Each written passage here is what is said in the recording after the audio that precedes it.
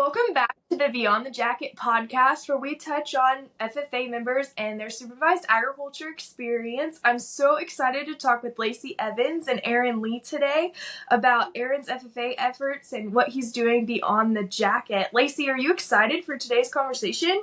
Yes, Paige, I am super excited. It is always fun to get to talk to FFA members, and today we're chatting with a young entrepreneur who's not only growing plants, but growing impact. Aaron Lee, a senior from Lamar's FFA chapter, joins us to talk about business, giving back, and everything in between. Yes, it's so excited to talk with you, Aaron. I know Lacey talked a little bit and introduced you. Do you want to tell us kind of where you're at in your FFA journey and a little bit about yourself so our guests can get to know you, and even Lacey and I can get to know you a bit more? Yeah. So I am a senior in high school. I just finished up my second year as a chapter officer. And that was really a fun experience. So getting ready actually this weekend to graduate and, get ready for my senior summer before college. But I've spent 4 years in FFA. I started as a freshman and in high school, taking some ag classes, and then got more involved into it. I've been to national convention twice as part of the national chorus. That's probably my funnest fact about me as an FFA member, because that was a really fun experience. Actually, the fun fact out of that is I got to sing at the NFL Colts and Saints game with about 11 other people. That was a lot of fun last year.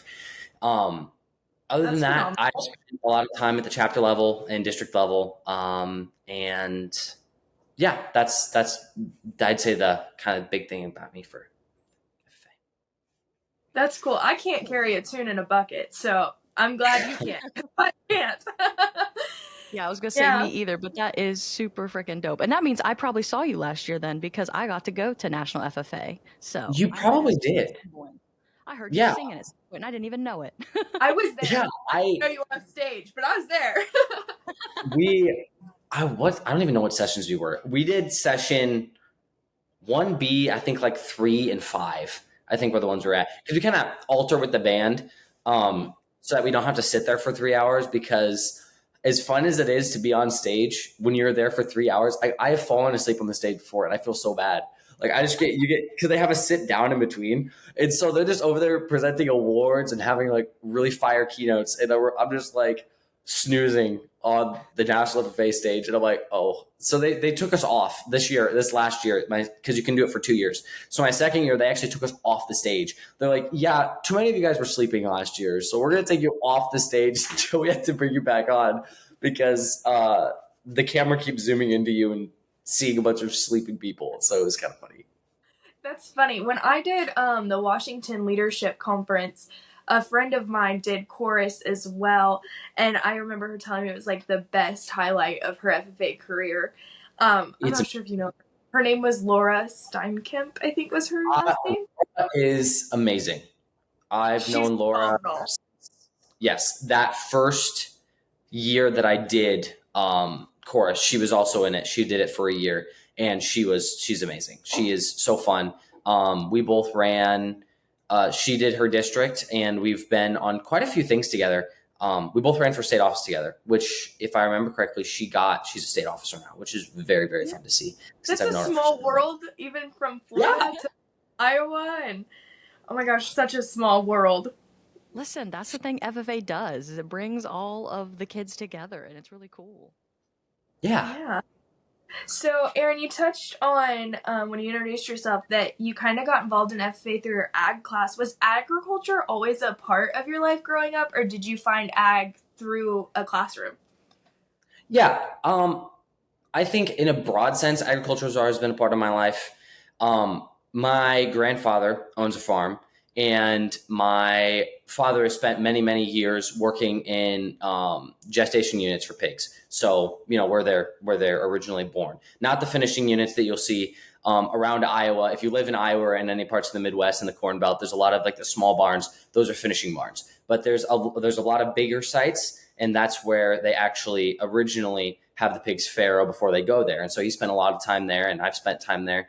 But my grandfather, like I said, farms, and he's not close enough to where I can keep 4-H projects or FFA projects at his farm, but I always spent a lot of time there. So I originally got introduced into FFA in that sense, just through being around him. And that was always a very interesting thing to me. But my family, we actually live in the city. We live actually 2 blocks from my county fairgrounds. So we're like close to the edge of the city, but not really. And so can't keep chickens, cattle, none of that. There's no space for it. And, there's a city ordinance that makes sure that can't happen. And so getting involved with originally 4-H and then really more in FFA as I got into high school, with people around me, I was able to do things like there's a producer that I met originally through 4-H, but with FFA, I was able to keep pigs at his house. And so I would go back and forth twice a day and we'd take care of them. But my brother and I were able to show pigs. And that was something that was really only possible through the people that I met, because he's an FFA alumni. He was amazing guy. And it was stuff like that. And there's other experiences that I could name, but that was one of the things that going into an organization, it wasn't just being involved in farms. It was going into an organization that really connected alumni with students, and then also the really cool stuff that I've gotten to do as a student, but getting connected with people in my community to just be like, hey, I've got this opportunity. Do you want to do this? And be like, absolutely. And just get to do things that otherwise you just wouldn't hear of, because it's not something that you would think of to ask originally.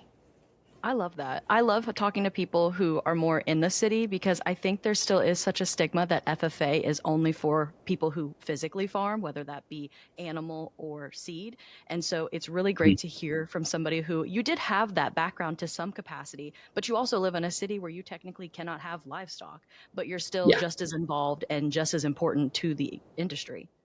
Absolutely. Yeah. It's crazy that the stigma around the blue jacket, like an article of clothing makes you be a farmer or pursue a career in farming, and neither one of that is true. I mean, most kids like to pursue a career in agriculture after their time in FFA, and of course that's what we want as FFA supporters or agriculturalists. But coming and telling your story, I live in an urban area, and it's okay to still be involved in agriculture. And then as well, to the extent of the connections you made, I think that's something I've been very fortunate to make in my time in the Blue Jacket. People I've met and connections I've made, not only will they benefit me throughout the extent of my high school career and even into young college careers, but for life, really. If I needed somebody hey, I have a question about blank and I need you, they would absolutely give the time of their day to help us. And I think that's really awesome that Blue Jacket brings us all together in that sense. Yes. Yeah. And now I get to be on the other end, because I've been able to do things for current FFA members, which is super cool. Last year, I got to help, similar to how you got to show pigs, I was able to provide a feeder calf and an area for a girl to show. And that just was super exciting to me, because I want to be able to teach people about agriculture. And now being an FFA mentor for FFA is super awesome as well, because I've gotten paired up with a really cool gal from Indiana who just wants to be able to start her own business. And as someone who's done that, it's really cool to get to give her insight. Yeah, speaking of that entrepreneur mindset, Lacey, Erin, why don't you tell us a little bit about your SAE, or for the people listening that don't know what SAE is? That's a supervised agriculture experience project that each FFA member is required to have in their FFA journey, but some kids take it above and beyond, and that's why Erin's with us today. So tell us about your SAE, how'd the idea come to a start, where did the idea spark, that kind of jazz. Walk us through your journey. Yeah, so the original idea, I would say there's kind of 2 pieces to it. The original idea on the plant side was a fascination that I had with being able to, I've always kind of been entrepreneurially minded. I was one of those lemonade stand kids because I live in town. So, I was never had a sweet corn patch, but I was always like, it's amazing that you can grow something in a garden and you can sell it to someone. And so originally I was like, I'm going to get this big garden and it's going to be amazing. And then I realized how much work it is. It's a lot, and I don't have the land for it. So it would have been one thing if we lived on a farm and I had the land for it and I was like, this is hard, but I can do it. But I think the most I've taken in our yard, I think, is 200 square feet. It's 200 or maybe a little more. So my garden isn't small, but it's not big enough to be like, I'm going to do $1,000 a year at SAE and be able to do that. And I wouldn't even be able to get my Iowa degree as an entrepreneurial SAE with the garden that I have. And so that was one side of it, is I decided that I wanted to try and make money off plants, but I needed to be able to do it not through a garden. And the other way that I could do it was through selling seed plants. And that started in 2020, in the winter of 2020, when nobody had any plants, because everyone was all of a sudden going to be locked in their houses, and they were like, I want to start a garden. And then no one had any plants because no one had planned for it. And all the big seed companies had all the seeds, but they hadn't planted stuff to be ready for the lockdowns, because they have to do that all the way back in February. And then it was pretty apparent after their window had closed to be able to get a good seed in for their customers that there wasn't going to be enough for everyone. And I didn't want to fight with that. And we were actually adding on to our house. We added a section onto our house. And so we had an enclosed area that was kind of climate controlled, but it wasn't finished off. And so I was able to convince my parents to let me put a couple tables up. And I got the little Jiffy starter kit that you can find at Walmart that just has the little plugs in it. And I put some seeds in it. And, I started in the first year there. I started with 370 plants.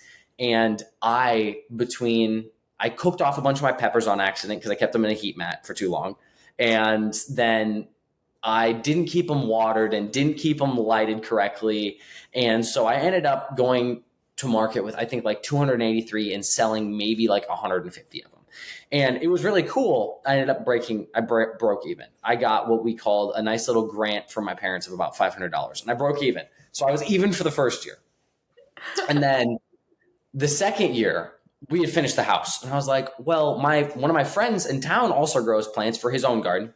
And I was like, hey, well, he does it in the basement. Can I do it in the basement? My parents were like, absolutely not. But you can do it in the garage. And so that started 3 years of actually building a semi-permanent room in our garage. The first year, it was just off in the corner. It took about, I would say, 25% of the footprint of the garage, but you could get in and around it. And then that year, I built 3 double-decker tables after lots of hours of trying to figure out how they would work. And I tried to make detachable tables and all sorts of fun jazz. But I ended up deciding, no, we're going to do 3 double-decker tables. I had to buy the lights for it, had to get irrigation system set up. And it's about 200 square feet. It's 198 square feet of growing space. And so we did that, and that year went really, really well. I spent a lot of money updating it, and I still made a small profit of a couple $100. And I think I ended up investing like almost $3,000 into it that year because of all the wood that I had to buy and all the different systems I had to buy. And I bought, seed isn't inexpensive. And when you're buying a packet of seed, you might only use 20 of 200, but you're still paying $8 for that pack. And then you're getting 80 different varieties of those same seeds. And so I went through and did that. And then my third year, I took half the garage up. So instead of a little corner, I took the whole front half. But it was a very interesting experience because I learned that there's a marketing presence that has to be there. I didn't make the front of our garage in a way to where our garage door could be opened. And my first year out in the garage, you could. So you could go out and you could see the plants. Well, you couldn't see that last year, my third year, and the sales just absolutely tanked. They just dropped, and I couldn't figure out why, because I was doing the marketing, I was doing the rest of it. But it was that like actual street presence, because I live on like the second or third busiest street in town. And so there's a lot of people that drive by and walk by, but it was hard to tell what I actually had because the garage was always closed. So then this year I had to invest in putting a drop ceiling into my garage that goes below my garage door and base everything off that so that we could grow everything there. And now you can open it and close it, and it makes it so much easier. And so we're in the beginning stages of the selling season now, but I'm very hopeful, and I think it's going to be pretty good. But it grew, and right now I've got 2 12-foot tables, double-decker 12-foot tables that are filled with plants, a few on my workbench, and I've got a small table filled with like 6-inch pots that were so big that we put them in new pots. And that's kind of where I'm at the moment. I do not have a green thumb at all. I kill everything I plant. So this is super cool to me and totally mind-boggling, truthfully, because my family's involved in animal agriculture. I haven't really dabbled in the plant side or seed side of things. So this is super cool. What all exactly do you grow on these raised beds. Yes. Explain. Yeah. I don't know. So explain. Exactly. So the big thing that I grow is tomatoes and peppers. Those are like the big thing. People love tomatoes and peppers.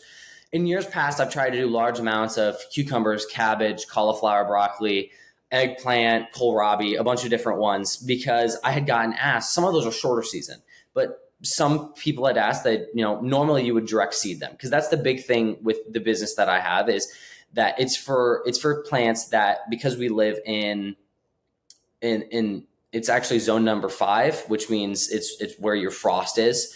We don't have time to plant tomatoes in the ground. Like if you were to do that after the last frost, you would not get anything from them. By the time they grew up, they need about 60 to 80 days, depending on the variety, to actually get to from germination to a fruit bearing stage.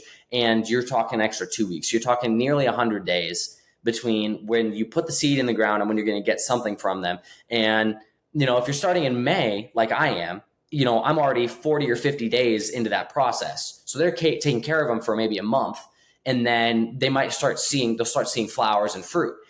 Well, if you were to direct plant it, you couldn't do that. Now, maybe down in Florida where you're at, you actually could because it's warmer. I think you guys are in zone 1. So you might actually be able to direct seed. But the higher you get in latitude in the US, you have to worry more about making sure everything's transplanted, especially if we have a late frost. There are years when there are people planting seeds in April. And 2 years ago, the thing that I actually had be a saving grace to me was I was a little late to the party. Even though I had really large plants, I was a little late to getting my doors open, but everyone had grown they had put their plants in super early because we had a really early spring.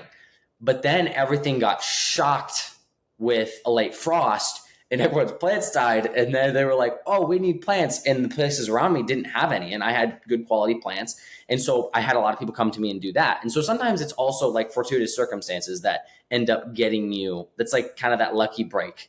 That ends up getting you that thing. But so the main thing is tomatoes and peppers. This year I added strawberries, which I've tried for 4 years to grow. I've tried to do them through seeds, but I was finally able to get some from my grandma. She has a giant bed of June bearing strawberries, which means they only go once. So when you have a giant bed, you're not out there picking them all summer, which she used to be doing. So she dug them up and she gave some of those to me. And so I've got a bunch of those, which is actually super cool to me because I've never had strawberries before. I've never been able to keep them alive. When you try and do them from seed, they're really, really hard to grow and get into a good spot. Strawberries are one of those plants where it's like either they are the hardiest plant that is almost impossible to kill, or you can water them and take the best care of them and they're just going to die. There's like 2 stages with them. There's no in between. They don't just live. They're either thriving or they're dead. And they're just one of those funny plants that I was finally able to actually keep alive that I'm actually really excited for. That's so cool. We garden just recreationally at our house for our own personal reasons. My mom is actually a very good green thumb. In this past couple years, my dad bought her a greenhouse and she's been germinating and bringing up the seeds. Because we used to buy starter plants like what you said. Yep. We used to just buy the little starters. And I think it was last year, the year before was the first year she actually brought her seeds to that little, stage. And I was really proud of her because that's hard. Like I love helping her in the garden and I will do the other aspects of picking and helping her can and all of that jazz. But I don't know if I could get them alive like that. So I hope people realize how impressive that truly is, especially like going back and thinking you were like 14 when you started this. And yes. I know you were like kind of probably defeated when all you did was break even from that grant from your parents. But that is honestly still very impressive because there are so many people. I started a business in 2020 and guess what? It took me a while to quote unquote break even. So that is very cool. That is very cool. Thank you. Absolutely. Like a wealth beyond your years, like a wealth of knowledge in so many aspects. And oh yeah. Somebody someday when you get hired to work your big boy job, as my mom likes to call it, they'll be very lucky to have you. How are you marketing your plants? Like, I know like different avenues. What's your, I guess, the one that makes you the most profit, or how are you doing that? Yeah, so I'd say there's a couple main avenues. The biggest one is actually there's a lot of walk by. I used to go to a farmer's market, and that was good for a couple years, but it ends up that, I mean, especially this year, I have a bunch of grad parties to go to. And so keeping those together with me also is going to be a little difficult to be like, I'm going to spend 3 hours at the farmer's market in the morning. Then no one's going to be here to sell plants. And then, so that's also a timing thing that I've had to work out. But the main avenues of sale, I would say a lot of walk by. Lots of people, they go by and they're like, oh, you have plants. And maybe they'll come back later, or they'll stop and see what I've got, and they'll come. Also contacts, a lot of people that I've known over the years. There's people that'll be like, hey, you selling this year? Yes. Okay. They'll come by, they'll kind of see, they'll kind of look. And then online is a big one. So I have a couple different ways that I do that. I print out flyers. I think I did 50 this year. And so I'll go and hang them at a bunch of different businesses in town, and they have a QR code that go to a website called Sign Up Genius, which I have formatted into kind of like the junior version of a website. And so it's got all the different plants on it. And the nice thing with Sign Up Genius is it lets you do slots. So people can sign up for if they want to reserve a plant. And I keep those numbers updated with how many plants that I have left. And then finally, my mother has a giant group of Facebook friends, because I'm not on social media nearly as much as I should be. So I don't have a very good like circle of people, but like all the people that she's known from over the years, she's got like 300 Facebook friends. I mean, I don't even know how you know that many people very well, but she'll put something up on there. We'll put together a marketplace listing or something like that. And then we'll put it on the local swaps around, and, like the buy and sell listings. And that's also a really good one. You get a lot of personal messages and direct messages off of that allow me to be like, hey, when are you going to be home? Cool. And then people come by. And I even had someone, I put my number on, because I left my plants out front during some warm days. Since, as much as it's really important for me to be able to grow them well, the best place for them to actually grow is outdoors. So right now the wind is terrible here. It's not great. And so I would not want them to be outdoors. But for a while I had them outdoors, and it was great for them. They loved it. You just make sure they keep watered. And so I had them outside for a couple of days, which was then fun. Last 2 nights ago, my mother, brother, and father and me.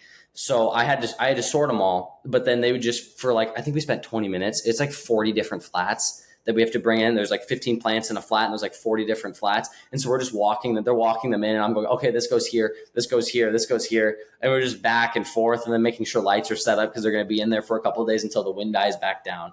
And so, yeah, that's a couple marketing strategies, and it's kind of fun. Like I said, because walk by is such a big thing, that was a big lesson that I learned. When the garage door couldn't open because I had nailed boards to the ceiling to keep the greenhouse plastic up that I use in the winter to grow everything, I didn't get as much walk by traffic, because people were like, this looks ghetto. Like, it doesn't look the same. It doesn't look as professional when you can't see the greenhouse, you can't see the plants. And so I think that really helps this year. That's something that I've dealt with a lot with people, is I have a social media presence. And so when I have had my business launches, a lot of people assume like, oh, all your traffic comes from there. And social media is a huge aspect. But I have noticed going to shows and physically having my product for people to see, to touch, to experience is way more beneficial than even a couple million followers on TikTok. Like, it is truly a whole different ballpark when you can get yourself out there and have people physically see what you bring to the table and be able to purchase right then and there. Yes. That's kind of what I've noticed. Yeah, your location is probably prime for that. My SAE is ag communication. So like it is right here, which this is my second SAE. My first one is called Front Page Ag, which is kind of like play on my name. I really love it. It's kind of like my baby, and where my passion for being an advocate for agriculture started, kind of like with you with your plants.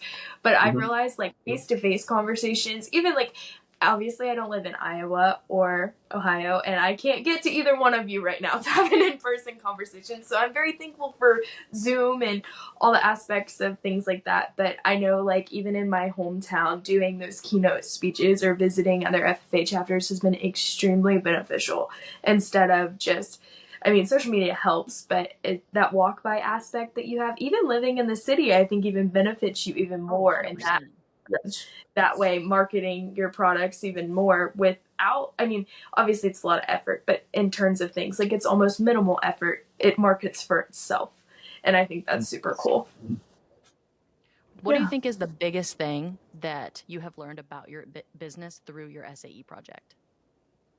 I'd say honestly, there's a lot of trial and error. And also that sometimes you've got to decide what you think is going to be the most important. So like my first year, I just grew everything. And then my second year, when I started going to farmers markets, I had noticed that it was a big thing. I had like 4 or 5 different people walk by me and be like, are your plants grown organically? And I was like, well, no, I don't think so. Like I hadn't really paid attention. And so the last couple of years, I made a big strive to do like to change it up. And it's a little more expensive. It takes a little more time. And not only though does that, let's say, and did that choice to decide I'm gonna make sure that the soil that I use, the fertilizer that I use is all organic. I use biodegradable pots, which I like because I don't really like the idea of someone buying 100 plastic pots from me and then throwing them away. I don't really like that idea. I'm like, if you're not, I know most people aren't going to reuse them. So I'm like, I'll just give you a biodegradable pot. And even if it costs me a little bit more money, that's okay. Cause I'm just going to end up giving it to you. And then it's going to go in the ground and it's going to be extra nutrients for the plant. And so there was a lot of trade-offs with that. It increased my cost a little bit, but I also learned more about how plants are actually grown and some cool things like the difference between a lot of synthetic fertilizers and organic fertilizers is that organic fertilizers are more slow releasing. Like when you apply manure onto a field, it's going to be more slowly releasing as microbes break that down into something that the plant can use rather than a synthetic fertilizer that is just there because the compounds are already synthesized and the plants will take them. But it's like, if you've ever seen someone miracle grow a plant, the way that someone described it to me is it's like the plant's taking a really heavy drug.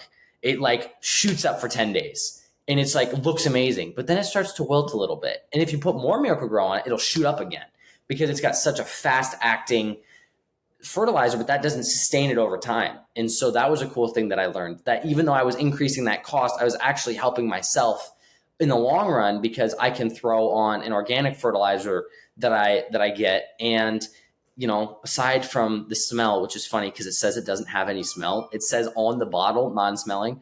And I have actually, my dad and I were transplanting one day and he was coming in to help me. And he walks in the door. I had just fertilized and he goes, did you crap your pants? And I go, no. And he goes, I can't do this. It was that bad. It was that bad that he was like, I am not staying in here. It was like, they say it doesn't smell, but it definitely does. It's bad. But that's part of that learning thing is, there's a trade-off to it. But it was really cool. And like I said, another thing would be like, you can't do everything. So like the farmers markets, I loved going to them and I learned so much. I learned that you can actually bury tomatoes up to like their top 4 or 5 inches to create a big taproot. So if you're worried about watering, if you're not, let's say you have closer to a brown thumb than a green thumb and you're worried about your plants, but you get a really tall plant. So let's say you get a 2-foot tall tomato and you want to plant it, you can dig an 18-inch hole and you can bury it to the top 2 sets of leaves. And then it's got these little hairs on it that'll actually grow into roots. And then you'll have a big taproot that goes all the way down. And that's really good for your plant. And so I would have never learned that from the farmer's market, but then I wasn't getting sales from the farmer's market, so I couldn't go anymore. So there's like a solution, there's a trade-offs that go with it. And that's just really been a cool thing to be able to kind of reconcile with. The other thing I would say is kind of disconnecting spending money from emotion. Like it used to be like I'd spend $300 on something like, oh no. But then it had to be like, yeah, I know what I'm spending it for. Like I'm keeping track of the balance sheet. I know what I'm spending it for. But when I see a bill come in for, $1,000 for the year because I had to get a bunch of stuff online, I had a bill one year be between pots and seeds be like $1,300 because seeds are expensive to get for a year. And so you see that, and you can't get emotionally attached to that coming and going. Though it is really cool to see money start to come in when people start buying plants. I'm like, ooh, money's going up. I'll get emotionally attached to that one, just not when it goes down. You know what? That's fair. Absolutely. You have such a good sense of humor. Erin, what challenges have you faced? I mean, you've touched on little ones, but like, what has been your biggest challenge? I know all of us have faced something that's really set us back and made us reflect on how to change that or how to go forward. Maybe it's how you smell you're putting on fertilizer. I don't know. Like, what's been that challenge for you? Yeah. I'd say in my SAE, that big challenge has been trying to figure out how to make a plant that people actually want to buy, how to make a really good plant that people want to buy. Because originally my plants costed a little more than what you would buy at like, let's say Walmart or Hy-Vee or my local Ace Hardware. Now they're about comparable because transport costs have gone up for a lot of those companies and their inputs have gone up. So they're actually neck and neck with me, which I think helps me because I'm like, well, I'm organic and I'm locally grown and they're not. So I feel like I got a leg up. Now they're equal with me. But for a while when it was, I had to figure out like, what can I make the highest quality plant of? And you can ruin your plants in a day. Like if I were to leave my plants out today, some of them would die. A lot of them would get really dry and sad, and a lot of them would have broken stems, and it would be really bad. I'd probably take a $500 to $700 loss if I were to leave my plants out today. And if I don't pay attention to the weather, that can happen. If I leave them out when it's too cold, the same thing. We had the first couple of days that we had our plants out, I had to take pieces of these short board, they're called lafts, like 4-foot small board, and I had to screw them into my tables, and we had to lay sheets over them because it was getting a little too cold for them. So we had to lay sheets over them because I wasn't going to truck 40 flats in and out every day because they needed to be outside during the day because it was really nice. It was clear, it was sunny, it wasn't windy. And so keeping track of the weather, if I wouldn't have, they would have gotten hardened off and a bunch of them would have gotten hurt. Because if it gets too cold for the plants, it's not like they're warm-blooded, right? They can't keep themselves warm in the middle of the night. So if it gets too cold for them, it's really, really bad. And so it's kind of a dance with that and kind of just making sure that you're taking really good care of them. And there have been some times, like my first year, I had no peppers. My very first year, we had to go and buy peppers from the store because I put them on this heat mat and thought it was going to be amazing. And then 3 months, like a month later, it wasn't quite 3 months. It was like a month or two later. I was like, I have no peppers. And then I realized I never unplugged the heat mat. So they had literally cooked the seeds. They had died because they had gotten too hot. But I hadn't been paying attention to that. So after I had to start paying attention to that, and then my first year, I also left them outside when it got too cold. And they got bit. And they didn't go nearly as well as they could have. So it's been stuff like that. To be like a lot of learning experience. And the only sad part about entrepreneurial learning experiences is every learning experience is generally a hit to your pocketbook. And so you're like, ooh, but it seems like, at least it means more almost though. I'm like, because it means more, I'm getting more from it. I know that I'm going to remember this and I'm not going to make that same mistake again if I can help it. I'll be conscientious of it because, it's not just, oopsie, it's like there goes 10% of my inventory and that's not good. So it's been that's been, I said the upside of it is that it's every learning experience has been very personal and very long lasting with me.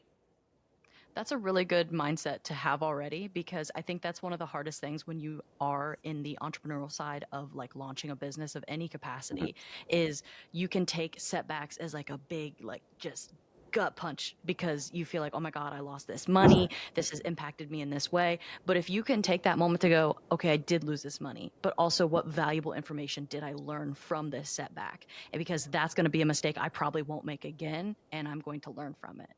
Yeah. Talking about I know from just my mom's little experience with helping her in the garden, I know plants are finicky and you've been explaining it. How in the heck do you manage going to school also? And then is there any other activities you do at school or outside of school? Like, how are you keeping yourself straight and also getting 8 hours of sleep and doing homework? Oh, yeah. Well, so the solution to that one, one of my favorite, I love listening to like great minds. So one of my favorite financial minds, I think Thomas Sowell said there's no solutions, only trade-offs.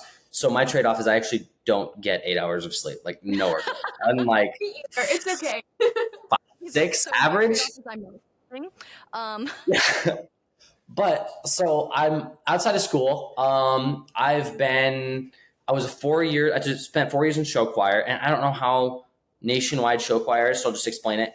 It's through my choir, and we do like 4 or 5. It's like a 15-minute set, 10 or 15-minute set, where there's like 30 or 40 singers. You have a band behind you. You're singing and you're dancing. It's like High School Musical, but like on a stage. So it's like a short. It's like a short. It can be, a lot of them now are like short plays, like really short musicals. There was one that was actually really cool. We watched a couple years ago that they like a news broadcast. It was kind of fun.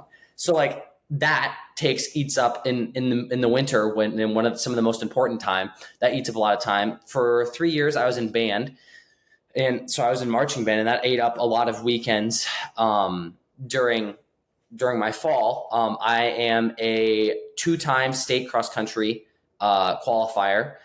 Never qualified. Last night was my last track meet. Never qualified for state track, but I ran varsity for 3 years in track.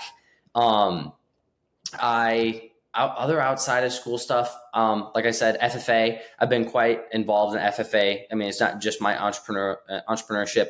I ran for district office. I ran for state office this last year. That's why Laura, she's a state officer. Another one of my friends also got the position that I was running for, and that was a really fun experience. But those tend to eat a lot of time. There's a lot of practice and prep for that.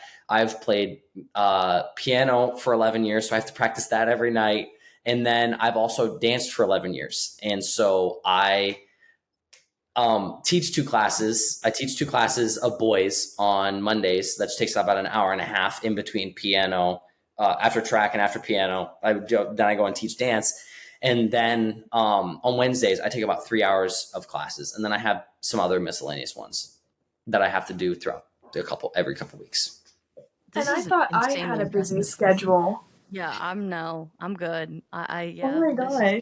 Holy smokes. Well, you're phenomenal, Erin, and thank you so much for sharing your journey about your FFA time with us, especially your SAE. I know I learned so much, and I'm glad you have the green thumb, because I definitely don't. And you've shown us your power in entrepreneurship and how your seeds are making a difference in your community. And I'm so excited to see where you're going in the future. Thank you. Yeah, it has been insanely impressive to talk to you, and it's so cool to get to be connected to such impressive young people, because I know you're getting ready to graduate high school very soon, because I mean, it's probably coming up usually middle to end of May, so I'm sure graduation's very soon. What are your after graduation plans? This summer I am going to work basically ag construction. That's what we did a lot of last year for a guy. And then this fall, I plan to attend Iowa State for ag engineering. Gotcha. Cool. Awesome. Phenomenal. Do you have your college planned yet? Like what school you're going to, did you say? I can't remember. Yeah, Iowa State. Okay, gotcha. I thought you had just said that, but I wasn't sure. Awesome. Well, Erin, we love talking to you today, and we love to hear about your journey. And of course, we wish you all the best of luck at Iowa State and all of your adventures. And we loved going on your journey beyond the jacket.